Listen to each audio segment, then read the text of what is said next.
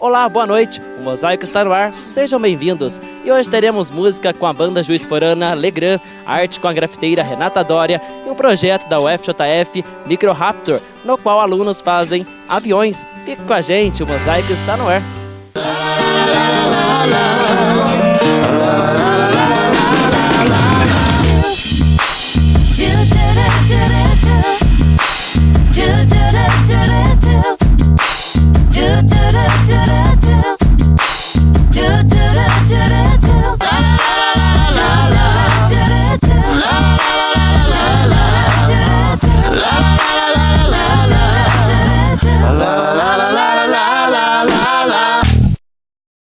Olhar de curiosidade e espírito de união. É com muita vontade de aprender e de evoluir que essa equipe vem sendo reconhecida no Brasil. Quem imaginaria que um grupo de alunos conseguiria produzir aviões e participar de uma competição nacional? Esse é o trabalho da Microraptor, que com muito esforço conseguiu se destacar em meio a equipes renomadas. A equipe surgiu em 2011, juntamente com a criação do curso de Engenharia Mecânica da Universidade Federal de Juiz de Fora. A iniciativa de desenvolver esse projeto veio dos professores, que viram a Microraptor como uma forma dos estudantes ampliarem os conhecimentos através da atividade prática. Todo o trabalho desenvolvido está voltado para o campeonato SAE Aerodesign, que ocorre anualmente em São José dos Campos.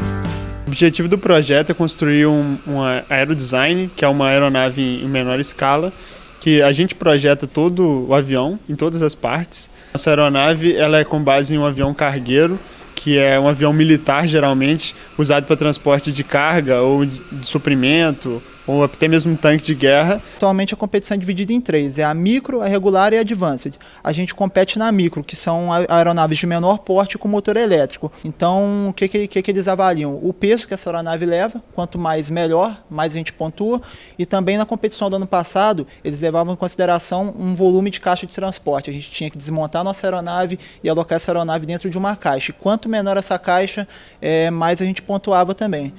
A competição normalmente ela acontece no fim de outubro ou começo de novembro.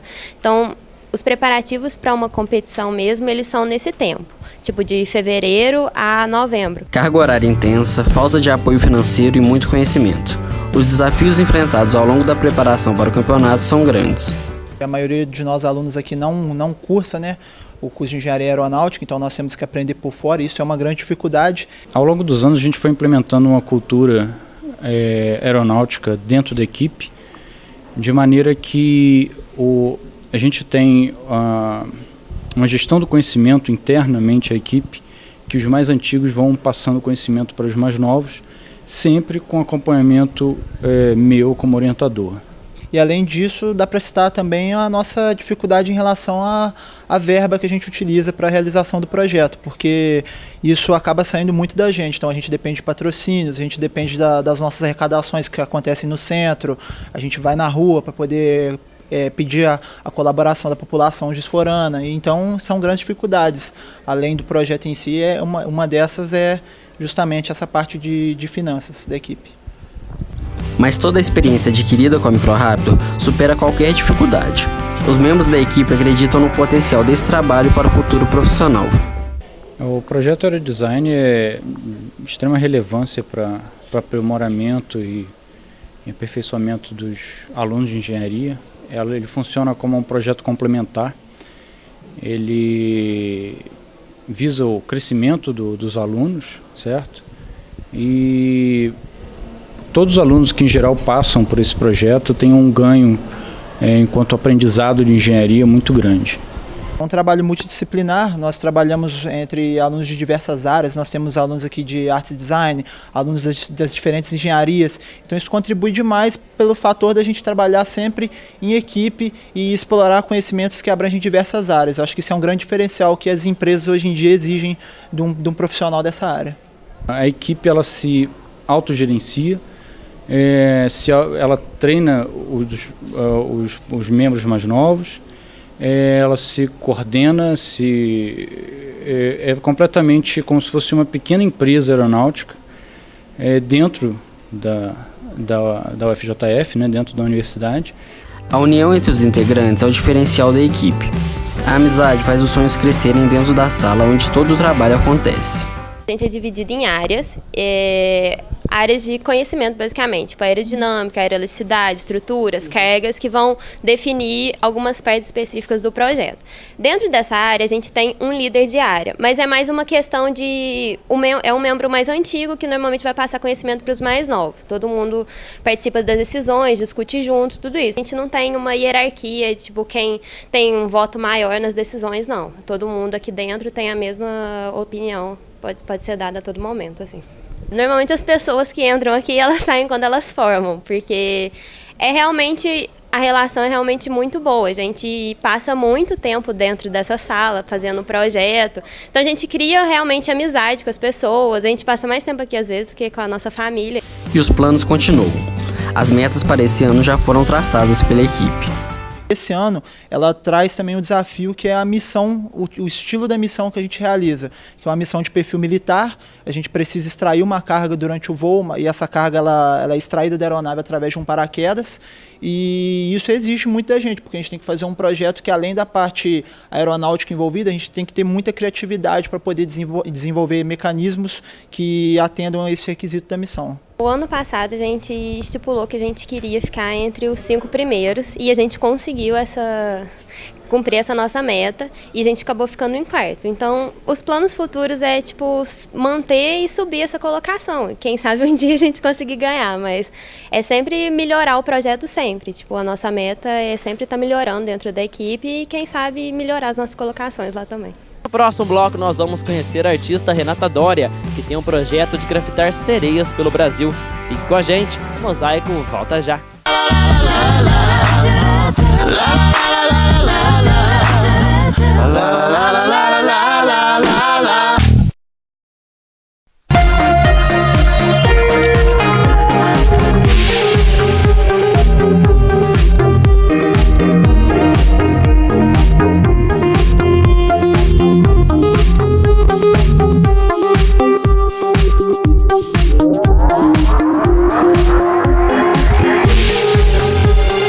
Empório Bahama Centro, a mais avançada tecnologia em supermercado em Minas Gerais.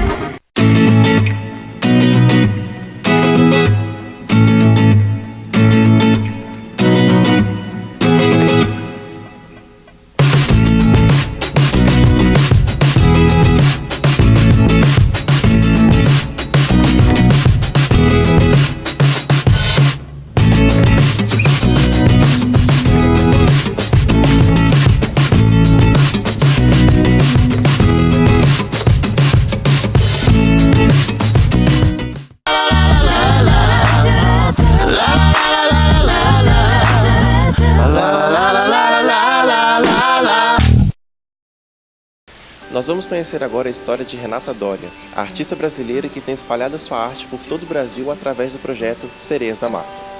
Renata Doria é do Rio de Janeiro e sempre gostou de desenhar. Foi num bairro da periferia do Rio que ela teve seu primeiro contato com grafite.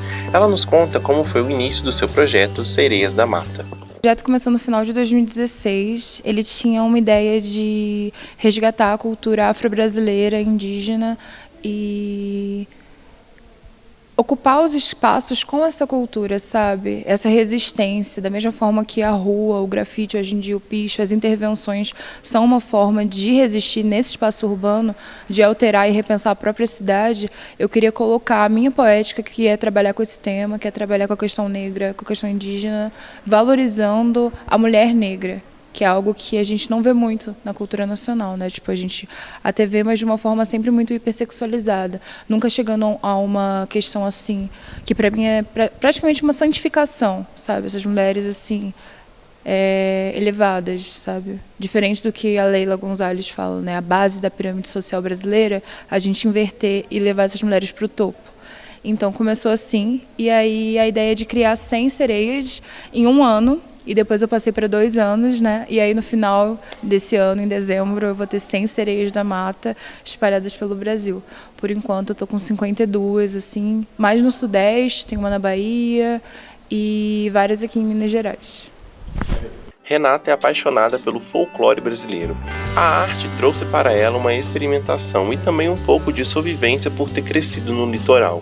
Eu nasci no Rio de Janeiro, eu morei parte da minha vida na Baixada Fluminense e outra parte em Arraial do Cabo. E aí, tendo essa memória afetiva com o mar, isso acabou me lembrando muito da minha família, né? Ter essa identificação. E aí, quando eu vim para Minas Gerais, eu sentia muita falta, tanto do mar, quanto da minha cidade, quanto da minha família.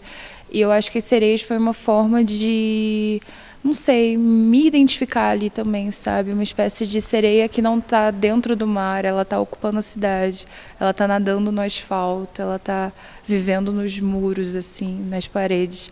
Então, eu acho que, além disso, também a questão da religião, né? Porque comecei a me identificar mais com a Umbanda nesse processo e com a figura de Iemanjá. E quando a gente vai procurar, tipo, Iemanjá, se você jogar no Google Iemanjá, você vai ter uma leitura de uma Iemanjá branca, né? E Iemanjá é negra, assim como os outros orixás. Então, claro, assim, é um orixá, então não teria uma cor, não seria humanoide, mas se tivesse uma cor seria assim.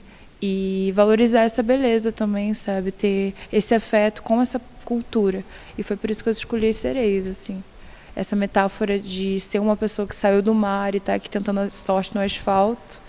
E também pela valorização, pela resistência dessa cultura. Renata busca sua identidade através da pintura, e isso a ajuda em seu trabalho no grafite. Quando a gente fala de memória, de cultura nacional, de identidade no Brasil, quando você é negro, você não conhece o avô do avô do avô do seu avô, você não sabe de onde você descendeu. E essa falta dessa identidade é como se tivessem arrancado de você um pedaço. Mas a metáfora é da mesma forma que as pessoas que perdem partes, elas continuam vivas, elas resistem, sabe? Elas não têm um peito, mas elas estão ali, elas estão presentes. E eu acho que fala sobre isso, sabe? Essa falta, ter consciência da falta, mas saber que a falta não simboliza tudo. A falta é uma falta, sim, é importante, mas não significa que você perdeu tudo, você perdeu uma parte só. A jovem grafiteira quer mostrar sua representatividade para o público. Essa representatividade é importante, não só de ser uma pessoa negra falando sobre negritude, falando sobre identidade, falando sobre essa valorização que a gente não vê normalmente, né, que a gente tem visto mais nos últimos anos, mas que a mídia ainda não divulga tanto quanto deveria. E a gente também voltar a esse tipo de afeto para a nossa cultura, né? A gente está na América Latina, a gente esquece que a gente é brasileiro, a gente esquece que a maioria desse povo é negro, é indígena, sabe? O genocídio está acontecendo, então se eu conseguir pelo menos fazer com que uma pessoa reflita sobre isso, sobre ser desse continente, desse país, desse povo, e saber que esse povo é lindo, que esse povo é forte, que esse povo resiste. Se a pessoa conseguir refletir, pensar um pouco sobre isso, sobre essa cultura que foi apagada, que foi mutilada, mas que está viva, eu acho que eu já vou ter cumprido o papel, assim.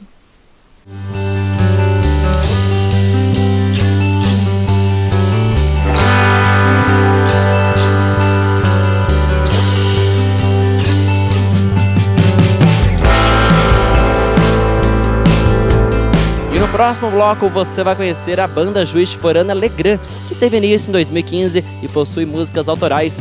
Fique com a gente, o Mosaico volta já.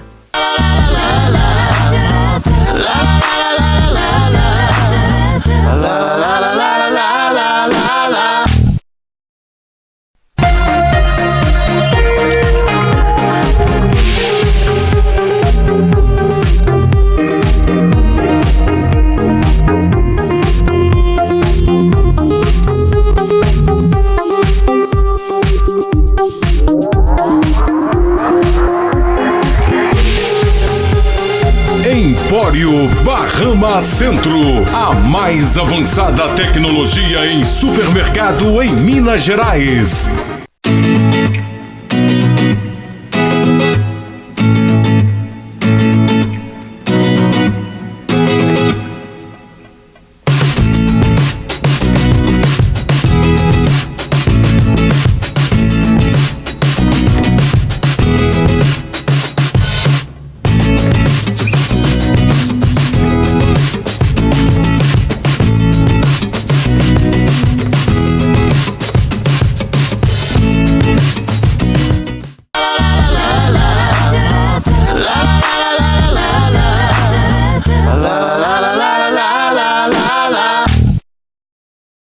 Hoje a gente vai conversar com a banda Legrand e conhecer um pouquinho mais sobre a sua história. A banda começou em 2015 e, após se apresentar em um intervalo cultural do curso de Direito da UFJF, o interesse do público só cresceu. Suas principais inspirações estão no indie e na synth pop, e em referências dos anos 80. Mas o nome da banda nem sempre foi Legrand. No começo se chamava Mirante, mas precisou mudar pois já havia outro grupo musical com o mesmo nome. Depois a gente encontrou um significado para ela, assim, tanto que foi o tema do nosso EP, que a grandeza da cidade às vezes engole a gente, faz a gente parecer muito pequeno, mas a verdade é que para a gente poder conseguir viver numa cidade grande, ainda mais quem sai da sua cidade de origem e vem viver em outra cidade, a gente percebe que a grandeza da cidade não é nada perto da nossa. E a banda tem várias músicas autorais, né? Quem que compõe mais? Sou eu. Sou eu. A gente, desde o começo, a gente teve essa ideia de insistir em música autoral, porque a gente sabe que Juiz de Fora é um circuito muito bom de música autoral, apesar de a gente ver que as bandas aqui que tem muito renome, às vezes são bandas cover. Mas nossas músicas, elas geralmente falam coisas boas, mas não falam muito de sonhos, de paixões. A gente fala mais da realidade mesmo, tipo assim, nossa, véio, é muito ruim você sentir saudade, você viver longe da sua casa, você não ter dinheiro, você precisar dessas coisas para viver. Mas a vida é assim, então a gente vai seguir em frente. As músicas são meio que um veículo pra gente botar o pé no chão, assim. E o mais legal é que, tipo, quando a gente às vezes marca ensaio, aí a gente chega aqui, o Diego vai falar assim, tive uma ideia de uma música, vou mostrar pra vocês aqui mais ou menos como é que é. Aí vai e toca a música inteira. Aí todo mundo fica olhando um pro outro assim, tipo, bom, a gente tem que acompanhar o Diego. Tal assim, já vai todo mundo pra casa doido, já falando, pô, manda aquela música lá, porque às vezes a gente grava no celular pra não esquecer, porque sempre fica muito legal. E o mais divertido é ver isso a cada ensaio indo ficando assim, cada vez mais complexo. Como toda banda, a Legrand também já passou por situações inusitadas em seus shows. E nessas horas contaram sempre com o improviso e o bom humor. A gente estava tocando, foi um show que teve aqui, o palco estava um pouco improvisado, que na verdade era um quintal. E aí no meio da parada, de repente sumiu a voz, sumiu guitarra, sumiu quase tudo. Só ficou bateria, baixo e a minha guitarra. Aí quando eu fui olhar, a mesa de som tinha caído. Aí eu olhei pro João e falei assim, cara, te vira, não vai ter o que fazer. Aí a gente começou a tocar axé, só instrumental. A gente começou a tocar onda, olha a onda, Explosão de Cabum, e brincadeira da tomada. E a gente achou que o pessoal ia achar ruim, pelo contrário, eles começaram a cantar junto com a gente.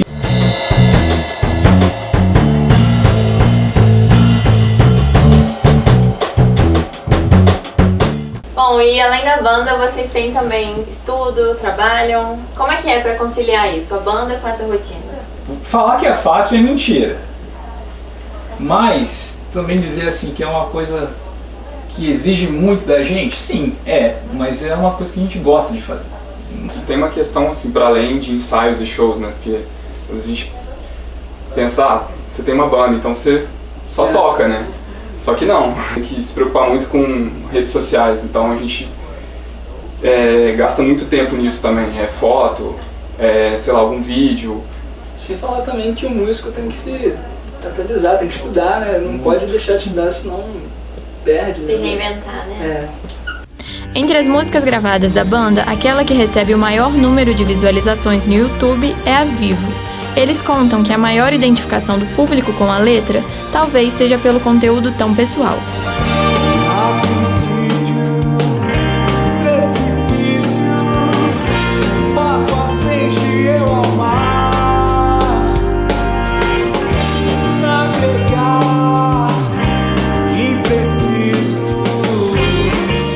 Eu acredito que seja por, primeiro, ser uma música bem pra cima, e segundo, ser uma letra que fale de uma transformação de situação, né? Eu escrevi essa música, eu tinha acabado de chegar na cidade e eu trabalhei no telemarketing.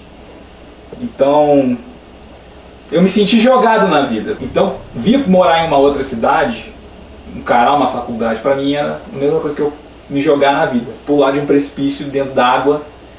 E eu fui narrando essa cena, tipo assim, eu fui vendo essas coisas acontecendo. Essa pessoa se jogando do alto de um precipício dentro da água, sendo levado pela correnteza, chegando na areia vivo, olhando o céu, sentindo o rosto sendo queimado pelo sol e fala assim: nossa, eu passei por tudo isso, velho, tô bem, tô vivo.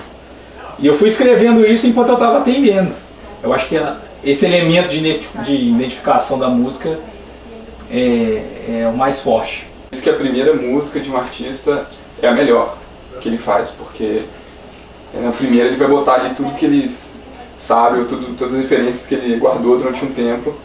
E essa foi a primeira música que a gente fez junto. O novo clipe da banda, Conselhos, está sendo produzido em parceria com a Aspecto, empresa júnior do Instituto de Artes e Design da UFJF, e é um dos maiores projetos da empresa, que movimentou 21 pessoas, sendo 16 delas mulheres. Viver se não apronta, pagar as próprias contas, diz muito sobre o quanto já cresceu. Vai ver se não some do mapa, não some de mim. Mande uma notícia vez em quando, conta como vai a vida, por onde anda. Conversou com eles algumas vezes, foram umas 3 reuniões pelo menos. A gente tentou captar o que eles queriam, o que eles sentiam com essa música, o que representava para eles e trazer isso no roteiro. A gente perguntou pra ele coisas como, tipo, a experiência deles, eles contaram histórias da vida deles e tudo mais. A gente perguntou sobre a música, sobre o que se tratava a música, então a gente tentou entender o conceito daquilo tudo da música, do que ela fala, e tentar transpor aquilo para o videoclipe mesmo. Conta um pouquinho pra gente o que tem por trás do conceito desse novo clipe, dá uma palhinha.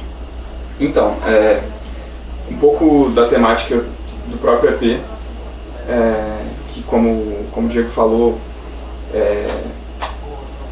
traz elementos assim, da transição da adolescência para a vida adulta. Vai ser uma pessoa que mudou da sua cidade para estudar e aí de repente ela começa a passar por todos os problemas que uma pessoa nessa fase de transição passa, né? Quer dizer, tem que pagar a conta, começa a ter responsabilidades muito maiores, né? A questão é que essa transição toda a gente escolheu fazer de uma forma fantasiosa, quase lúdica.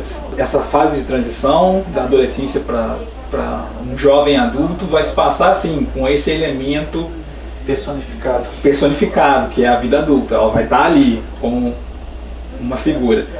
O clipe contou com 2 atores, e a escolha de um deles, João, se deu de maneira bem inusitada. Como membro da Aspecto, ele estava participando da produção do clipe e nunca havia trabalhado como ator, mas mesmo assim chamou a atenção da banda pelo seu estilo e personalidade. Foi engraçado na escolha do ator, porque quando a gente foi na UF poder fazer os testes dos atores, eu e o Diego bateu um desespero, porque todas as pessoas que foram lá fazer o teste não tinha a cara do clipe. Aí de repente entra o João, de macacão, uma camisa por baixo do macacão. Aí eu olhei, caraca, esse cara é o ator, sabe? Tem que ser ele. É ele. A princípio foi uma surpresa, né? Porque era tudo muito inovador, nunca tinha participado tanto de um clipe na parte de produção, muito menos atuando. Aí eu aceitei logo de cara, né? Mas eu falei assim, eu sempre deixei muito claro que eu não tinha muita experiência e que eu ia dar o meu melhor. E isso a gente só tinha que encontrar um outro ator. Foram feitos testes, inclusive o outro ator ele me ajudou muito, o Matheus. Ele me ajudava na parte de contracenar, as meninas vinham com a direção. Isso foi tipo, o meu maior desafio, ser dirigido, seguir os passos de estar ali, fazer isso, fazer aquilo. Mas depois vendo o resultado, vendo tudo como ficou, dá uma grande satisfação de fazer parte tanto da produção quanto atuando. Basicamente, as roupas do figurino do clipe foram basicamente todo o meu guarda-roupa, por adotar esse estilo meio que eles queriam, uma coisa meio anos 80, coisas assim, sabe? Aí eles viram aquele menino cabeludo, estilosão, segundo eles. Aí, tipo, Mas foi mais conversando com as meninas, vendo referências também de pessoas que se pareciam com o perfil do personagem, que eu fui adotando isso. As principais referências da banda para a produção do clipe estão nos filmes Frank, dirigido por Lenny Abrahamson, e O Sonho de Greta, por Rosemary Myers, assim como as bandas Two Door Cinema Club e Nirvana. Para captar esses conceitos, o processo de pré-produção do videoclipe levou cerca de 3 meses, além da gravação, que durou 2 semanas, e agora a pós-produção e edição, que levará por volta de 1 mês. O destaque do clipe é a direção de arte. Então são 6 cenários? São 6 cenários. 5 ou 6 cenários e todos monocromáticos, com cores muito bem escolhidas, sabe, para harmonizar. E foi uma conversa tanto da gente quanto com o gosto deles também, o que eles queriam. Bom, vocês não costumam aparecer nos clipes da banda. Tem algum conceito por trás disso? A princípio, a minha ideia foi que a gente tivesse clipes onde a banda não fosse o centro, o foco, porque o clipe geralmente serve como uma afirmação da imagem da banda. Isso é uma realidade. Mas quando a gente prefere não aparecer no clipe, se o clipe é lembrado, é por causa do que ele representou para as pessoas, sabe? Além do novo clipe, a banda tem outros projetos em vista. Um dos mais esperados é o lançamento do novo disco, que irá originar um curta-metragem baseado em seu enredo. Além disso, eles pretendem dar mais atenção ao seu canal no YouTube e investir em produtos da banda. E com todos esses projetos em andamento, os meninos ainda têm muito trabalho pela frente. O Mosaico de hoje vai chegando ao seu final. Se você quiser rever este e outros programas, é só acessar o nosso canal no YouTube. Uma boa noite e até semana que vem. Mas vai ver se não some de uma banda, some de mim. Mande uma notícia de vez em quando. Conta como vai a vida, onde anda. Faz tempo que não sei nada de você. Ponho a mesa pro café.